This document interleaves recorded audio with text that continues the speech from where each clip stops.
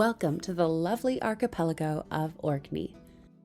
Rich in Neolithic and World War II history, Orkney is easily accessible and a welcome break to those who love crystal clear water and lots of wind.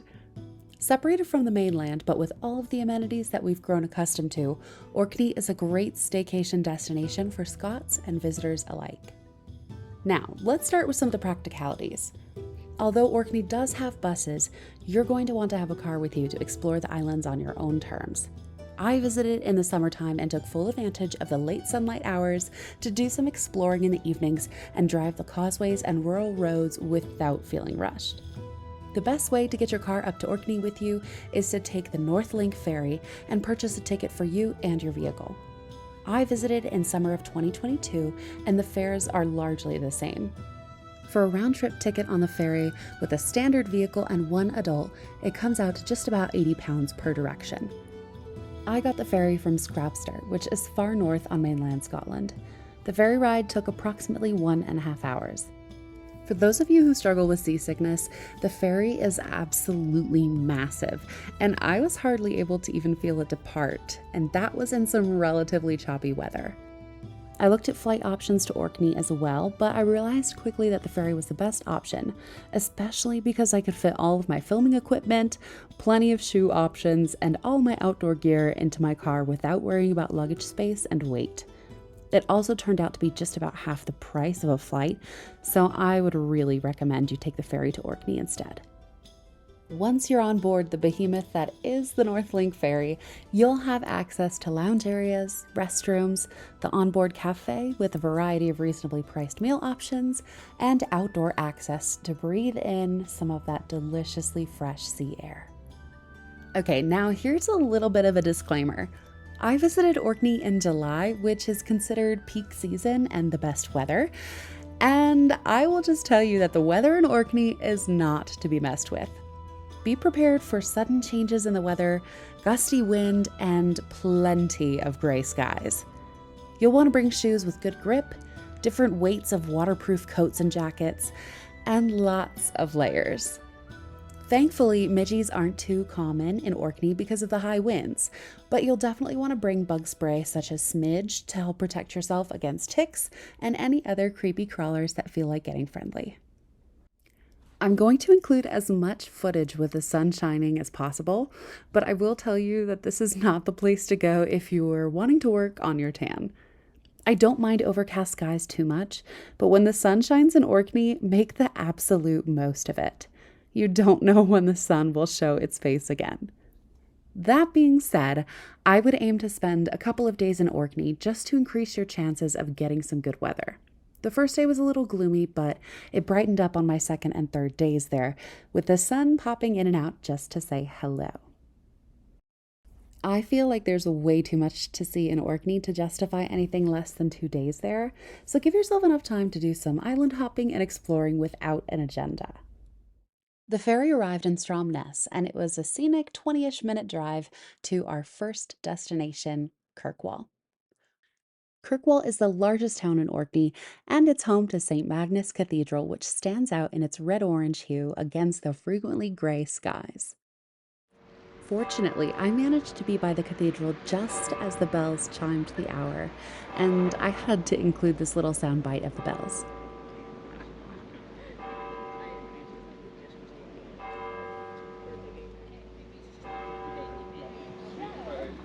Now, just to the left of the front entrance of the cathedral is a collection of war memorials. The archway is a memorial to the Orcadians lost in World War I. There are these truly lovely benches nearby to the archway, and although I saw people sitting on them, which would be utilizing them for their intended purpose, I couldn't bring myself to sit down. I felt they were both too beautiful and too respectful to utilize, but we could have an art historical debate on form versus function at another time. At the front of the cathedral is a marker with a plaque explaining the traditions surrounding the Kirkwall ball game, which is an Orcadian football game that takes place on Christmas and New Year's Day annually. I spent a bit of time wandering through Kirkwall, doing a bit of window shopping, and eventually stumbled upon the restaurant that I would frequent for the rest of my stay in Orkney. Archive Coffee has fresh food, coffee, and pastries, and the staff are so friendly. There can be a bit of a wait during peak travel times or when the cruise ships dock, so try to visit before or after the lunch rush. After lunch, I took a cheeky slice of carrot cake and a cup of coffee to the pier and just sat down by the harbor and enjoyed my carrot cake with my coffee and the lovely sound of the sea and the birds. There are definitely some other things that you want to make sure you see and experience while in Kirkwall. Visit the Daily Scoop just across from St. Magnus Cathedral for the best ice cream ever. You can tell that the ice cream is made from very, very happy cows. The day I got ice cream was particularly overcast, so I opted for the ice cream with the brightest color I could find, and that just so happened to be Cookie Monster ice cream. The Daily Scoop even helped me fully embrace being a grown-up kid by getting it in a cone. I then walked to the Earl and Bishop's palaces to eat the rest of my ice cream, and it was perfect timing to take a walk through the Earl's palace before the rain came. Fortunately for me, I just so happen to love the rain, and it's a good thing too, because otherwise I moved to the wrong country. I've said it before and I'll say it again. If you make smart choices in clothing and footwear, there's really no such thing as bad weather. Pair those things with a good attitude and you're bound to have a good time, no matter what the sky throws your way.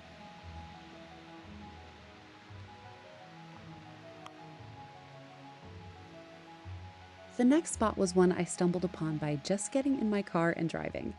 This is one of my favorite things to do when traveling.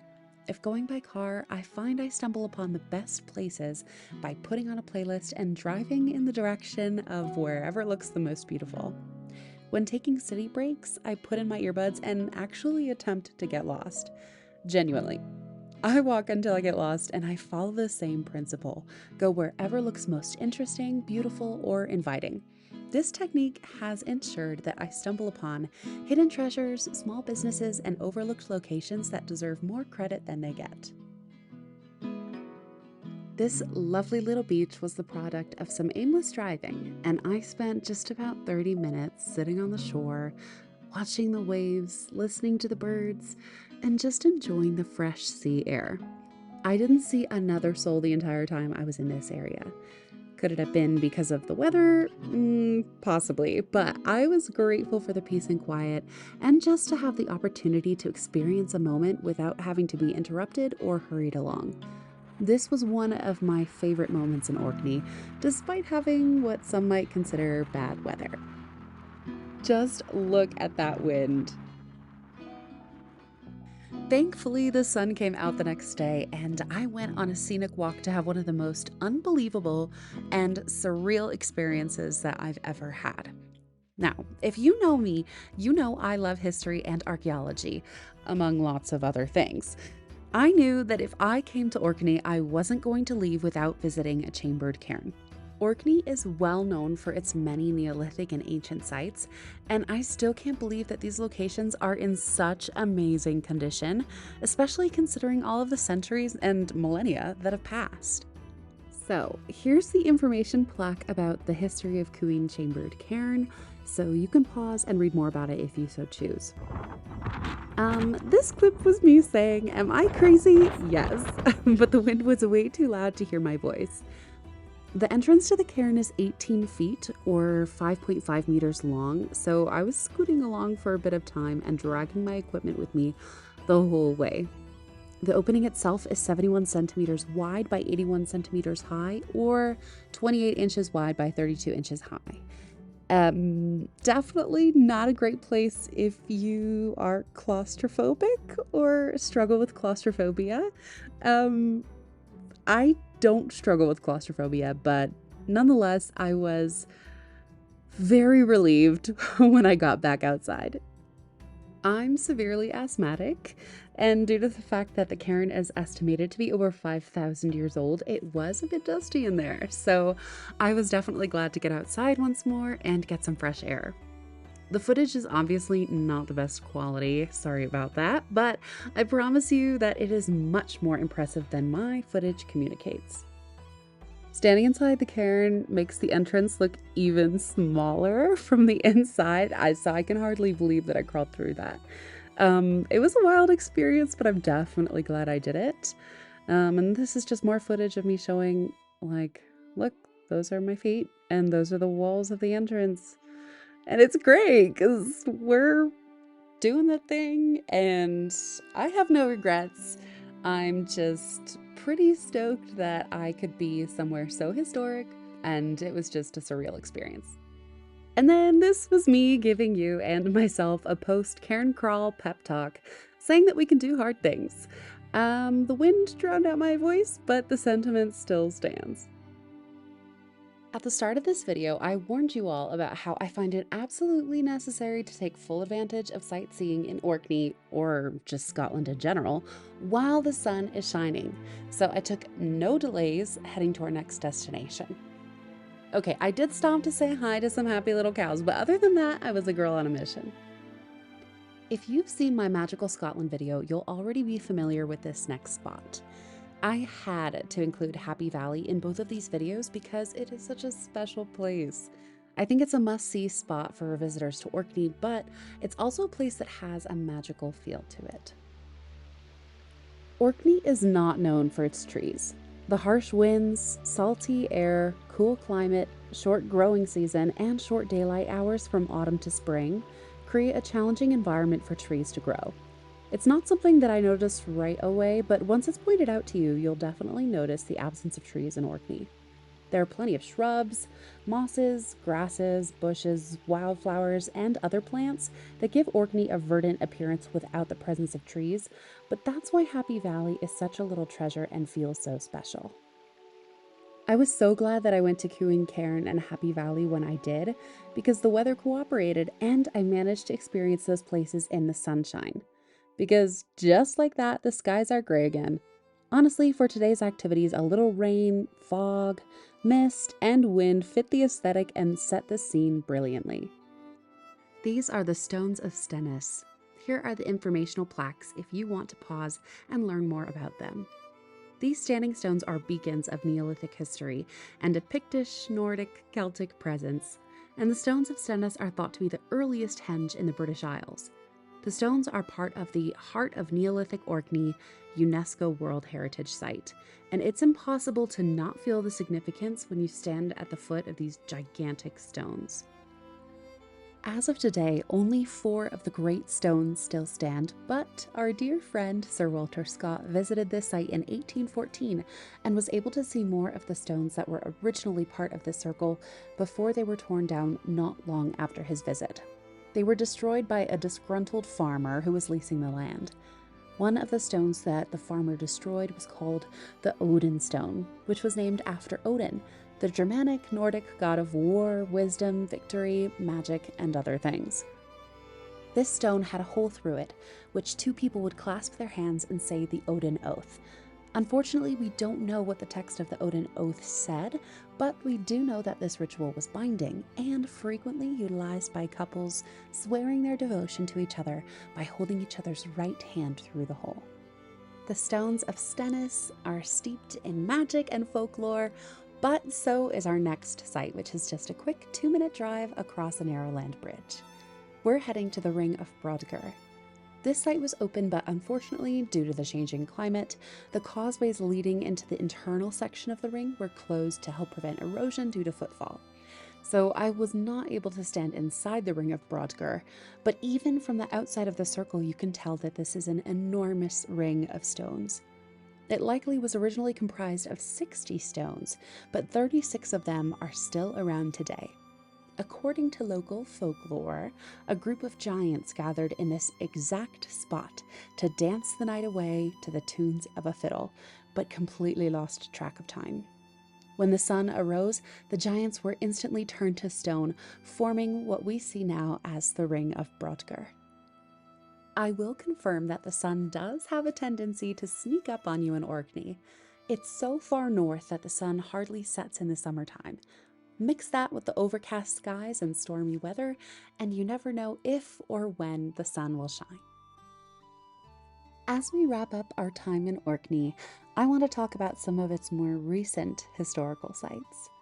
Orkney was instrumental during the Great War and World War II, and it was a place of strategic significance.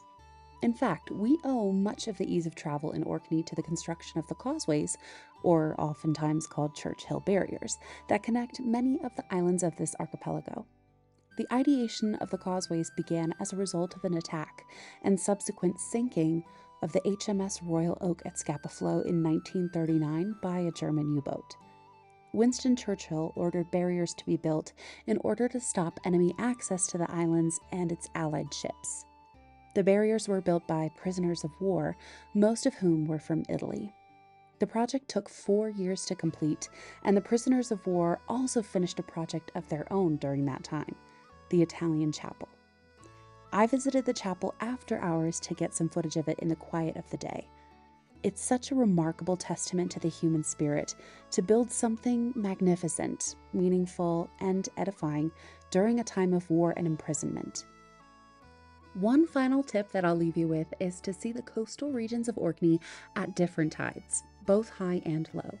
You can see a myriad of shipwrecks at low tide, and it's also interesting to see the same exact spot without any visible shipwrecks during high tide. Surprisingly, a large number of these shipwrecks were intentional and occurred after the end of World War I. Most were German ships scuttled by the Germans themselves to prevent them becoming spoils of war.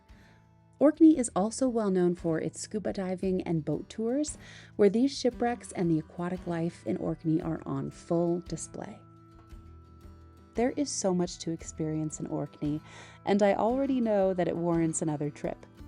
On the list for next time, I definitely like to see the Highland Park Distillery and some of the other Neolithic sites and excavations that are going on. Sadly, it was time to head back to the mainland and wish Orkney a fond farewell for now. I hope that this video was able to persuade you to visit Orkney, but also encourages you to meander somewhere off the beaten path. My foolproof technique for a rewarding meander is to grab a book, some good footwear, weather-appropriate outdoor gear, and the film score of your choice, and relish in the joy of experiencing a specific moment in time. If you enjoyed this video or learned one thing that you didn't know before, please like, comment, subscribe, and share.